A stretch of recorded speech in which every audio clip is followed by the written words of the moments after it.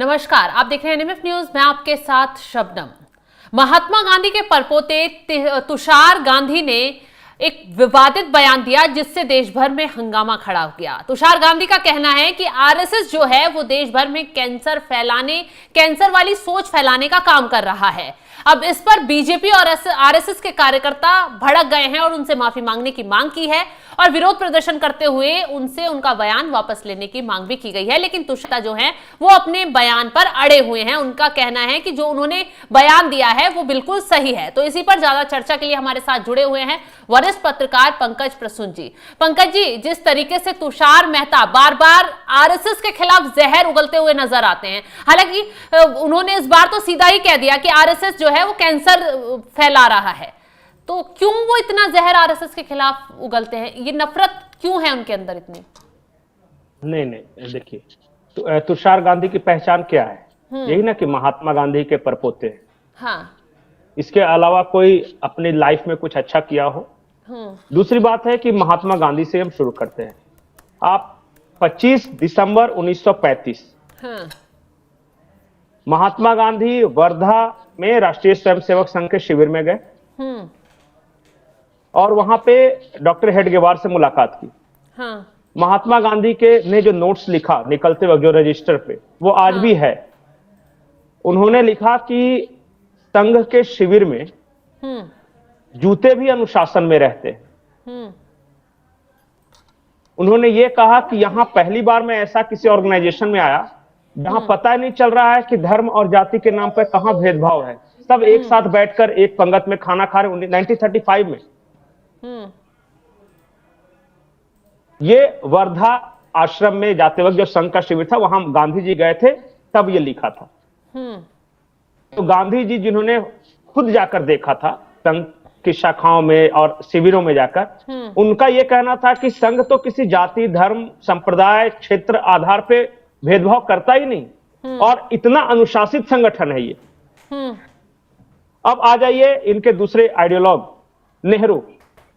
26 जनवरी 1963 62 में चाइना के साथ वॉर हुआ था और हमारे सैनिक इन्वॉल्व थे, हमारी हार हुई थी। तो 26 जनवरी के दिल्ली के गणतंत्र दिवस परेड में बाकायदा संघ के स्वयंसेवकों को आमंत्रण दिया गया था कि सारा आप संभालिए यहां पे, और वो शरीक हुए थे।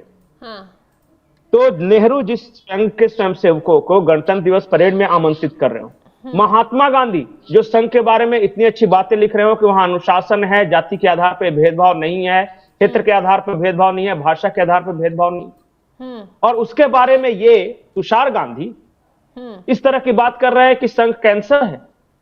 अब बताइए कि अगर ये भी कहते हुए आए हैं कि जो संघ है बलात्कारियों को, हत्यारों को सम्मान देता है, सम्मान उनका करता है। सावरकर को लेकर हमेशा संघ को घेरते हुए नजर आए हैं। उनके हमेशा से ट्वीट देख लीजिए, उठाकर पोस्ट देख लीजिए। नहीं, तो एक बात जान जाइए कि तुषार गांधी को कैसे पता कि संघ कैसा है। हाँ। अगर मैं आज खड़ा होकर ये कहने लगूं कि फलाना जहर है, कार्यरत थे।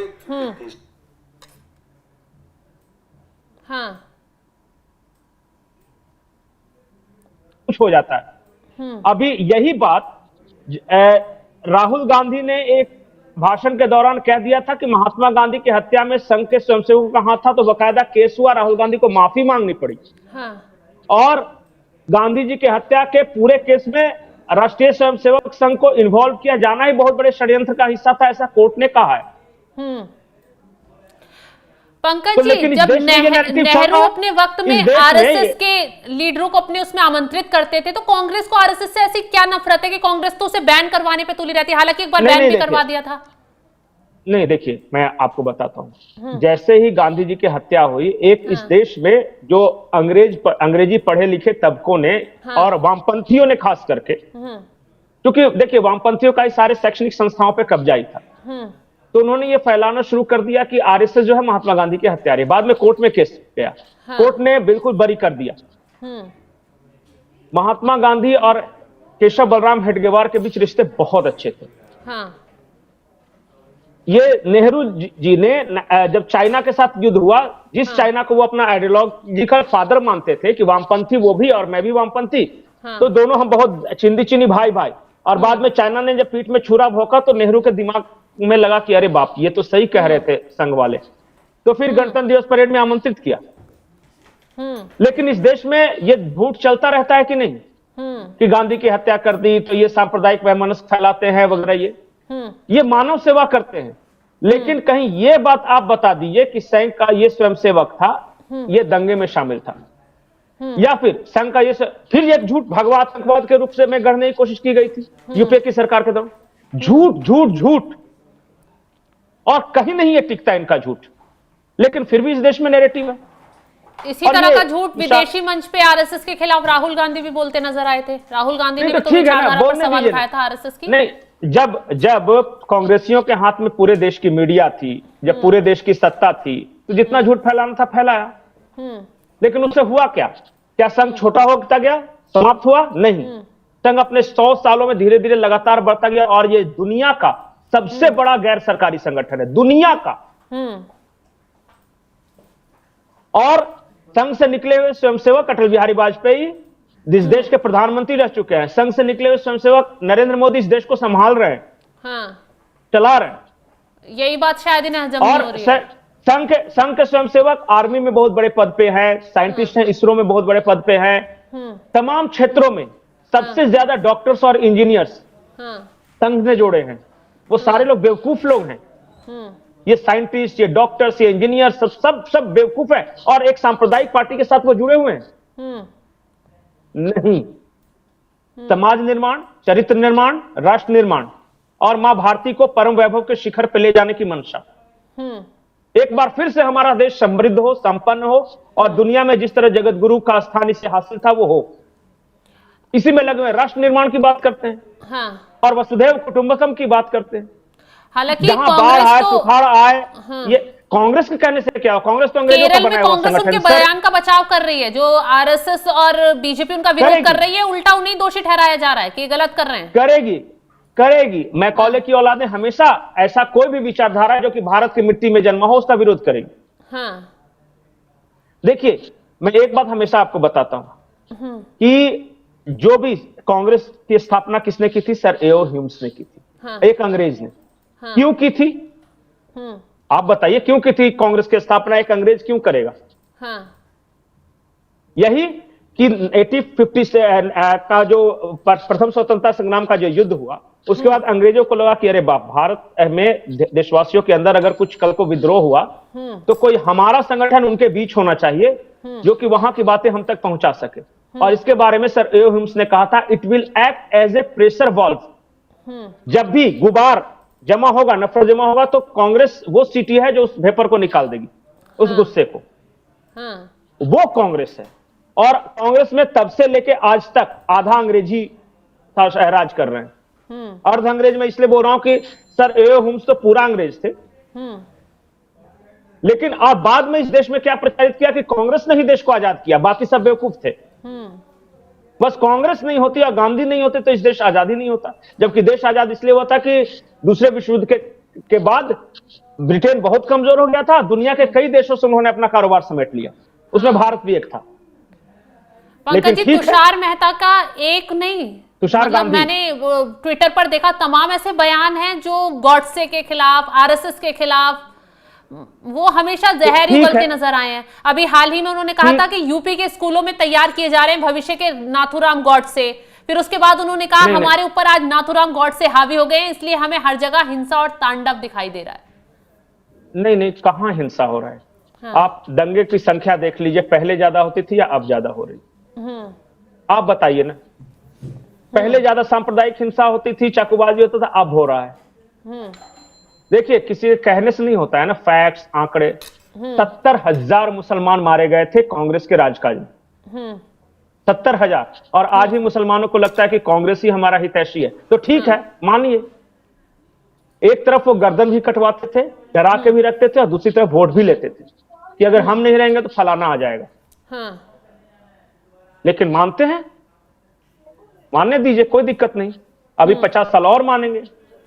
जिस कांग्रेस के राजे मुसलमानों की हालत दलितों से भी बदतर हो गई है, उसी कांग्रेस को अपना मसीहा मान रहे हैं, जाने दीजिए, कौन किसको रोक सकता है? तुषार गांधी तो मुसलमानों के हक में भी बोलते नजर आए हैं। उन्होंने कहा जितना हक यहाँ पर बाकी धर्मों का है ना, उतना ही हक यहाँ बराबरी का मुसलमानों का है। एक बात बता दीजिए, कि कब मोहन भागवत ने यह कहा है कि मुसलमानों का हक नहीं है या फिर उनके खिलाफ किसी तरह गलत होना चाहिए।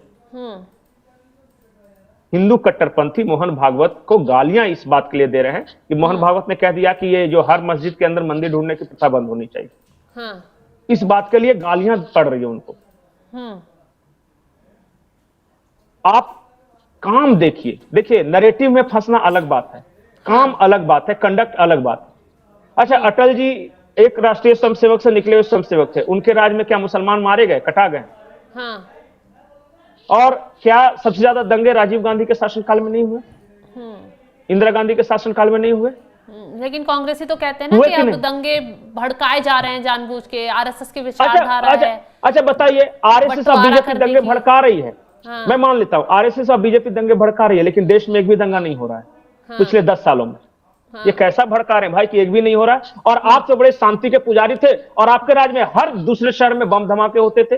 आज अहमदाबाद बूम, कल ये अयोध्या में भड़ाम, कल मुंबई में विस्फोट हो गए, तो परसों दिल्ली के पालिका बाजार में हो गया। पर आप तो बहुत शांति के पुजारी थे। आपके जमाने में आतंकी हमले और दंगे ज्यादा क्यों होते थे? और ये अगर भड़का रहे हैं तो इनमें क्यों नहीं होते? आप बताइए। जवाब तो यूपी के भी आंकड़े सामने आए थे, जितने पहले दंगे होते थे अब उससे बिल्कुल कम दंगे होते हैं।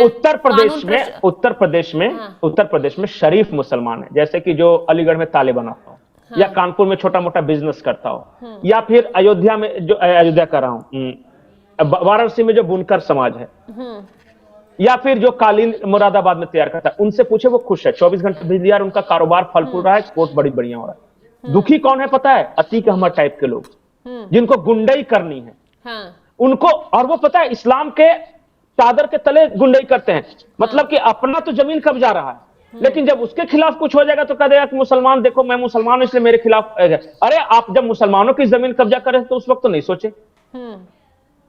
मुसलमान दो कैटेगरी के हैं, एक है इस देश का आम शहरी जो रोज कमाने खाने वाला, और दूसरा है दुकानदारी चलाने वाला इस्लाम के नाम।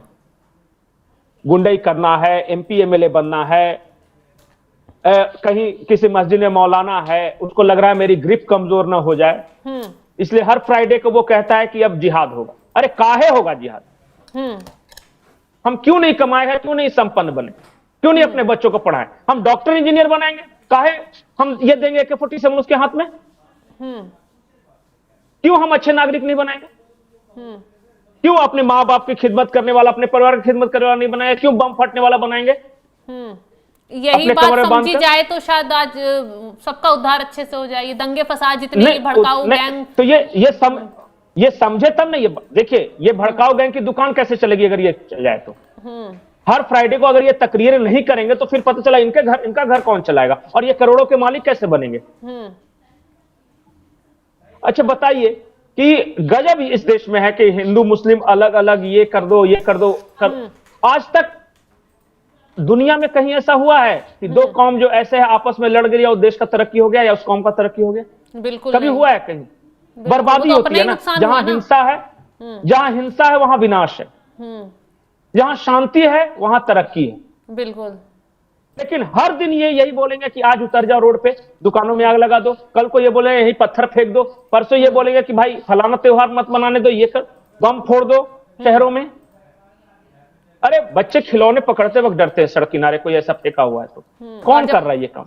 जब कार्रवाई होती है तो फिर राजनीतिक पार्टी भी उसमें आते हैं।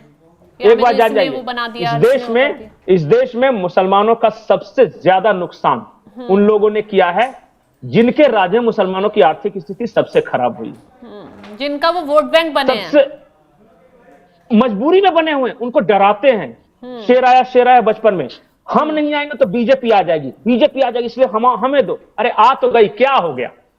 कर रहे हैं ना 10 साल से राज, क्या बिगाड़ लिया?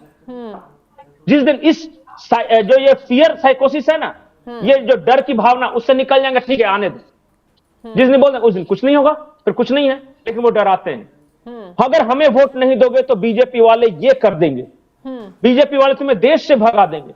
कल मैं देख रहा था एक इसी तरह सेकुलर का बयान था कि अगर गलती से सीए लागू हो गया तो महिलाओं को ये मुसलमानों को बच्चे पैदा नहीं कर देंगे। अरे और वो माइक पे बकायदा बोल रहा था। अब बताइए सीए और बच्चे पैदा करने से क्या मतलब है? तो मतलब उनके दिमागों में ये बयान आते कहां से हैं, सोच आती कहां से है? नहीं, वो उनको पता है कि मुसलमानों में ज्यादातर लोग अशिक्षित है, धर्म का लबादा उड़ा के हम कुछ भी बोलेंगे तो वो चुपचाप स्वीकार कर लेंगे। हाँ। हम गलत से गलत बात ही बोलेंगे, आप बोलेंगे कि इस्लाम के लिए है तो वो कहेंगे चलो जाने दो, अब इस्लाम के लिए तो क्या बोल सकते हैं। सीएनआरसी से तो मुझे नहीं लगता भारत के मुसलमानों पे कोई फर्क पड़ेगा या पड़ा होगा। नहीं, सीए लागू हो गया देश में, पिछले 1.5 साल से लागू है, क्या हो गया? एक भी किसी की नागरिकता के, और इसी को लेकर देखिए कितना बड़ा हंगामा।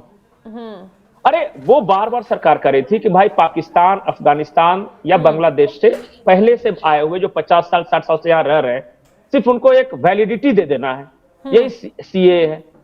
अब यहां आके बोल दिया कि कंसंट्रेशन कैंप में डाल देंगे तो महिलाओं को अलग रखा जाएगा, पुरुषों को अलग रखा जाएगा, और हिटलर की तरह कंसंट्रेशन कैंप होगा, एक दूसरे के साथ मिलने नहीं देंगे, बच्चे नहीं पैदा करने देंगे, मुसलमानों को उजाड़ देंगे। क्या है, यह कुछ मतलब ही नहीं इन सब चीजों का, लेकिन फैलाया जाता है। इस देश में बहुत सारे झूठ फैलाए जाते हैं कि मोदी अगली बार आ जाएंगे तो वोट नहीं देने देंगे, ये भी झूठ चला इस देश में। बिल्कुल, ये भी इस देश में चला है कि बीजेपी आ जाएगी तो आरक्षण खत्म कर देगी। 3 टर्म से बीजेपी, कहां आरक्षण खत्म हुआ? मोदी आ जाएंगे तो वोट देने का अधिकार चलेगा। अरे तो नैरेटिव ठीक है ना, झूठ फैला के ले लिया वोट। दलितों के बीच जाएंगे कहेंगे आरक्षण खत्म हो जाएगा, मुसलमानों के बीच जाएंगे कहेंगे कि मुसलमानों को सब भगा देंगे, तो ठीक है ले लेते हैं वोट। अब क्या है, बेवकूफों का ही वोट चाहिए तो बटोर लेते हैं। हाँ बिल्कुल, बहुत बहुत शुक्रिया तमाम जानकारी देने के लिए पंकज जी। तो जिस तरीके से महात्मा गांधी के परपोते तुषार गांधी ने आरएसएस को लेकर जहर उगला और आरएसएस को देश के लिए कैंसर बताया, उस पर बवाल खड़ा हो गया है। बीजेपी बुरी तरह भड़क गई है, आरएसएस के कार्यकर्ता जो हैं वो भी प्रदर्शन कर रहे हैं और उनसे माफी की मांग कर रहे हैं, और हो सकता है कि तुषार गांधी के खिलाफ बीजेपी आरएसएस के जरिए आगे भी कोई बड़ा एक्शन लिया जा सके। फिलहाल जिस तरीके से उनका बयान सामने आया उसको आप कैसे देखते हैं और उस पर आपकी राय क्या है, कमेंट कर जरूर बताएं। और तमाम खबरों के अपडेट के लिए आप हमारे साथ जुड़े रहें। नमस्कार।